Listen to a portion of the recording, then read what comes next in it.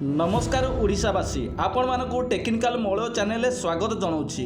देखंतु धान मंडी रे धान बिक्री करिया पई जो चाषी भाई माने अपेक्षा कर रहिचंती सेमानको पई सरकार तरफरु बदलिला किछि नुवा नियम। आपण माने भाबुतबे कोन नियमटी बदलिला। देखंतु जदि आपण माने मंडी रे 150 क्विंटाल अधिक धान बिक्री करिया पई पंजीकरण करचंती तेबे आपण मानकु जो सब्सिडी पैसा मिलुथला 800 टंका मिलिबो नाही। काहे कि ना ए नै कि खाउटी मंत्री कृष्णचंद्र पात्र गतकाली बहुत बड़ अपडेट देइचंती।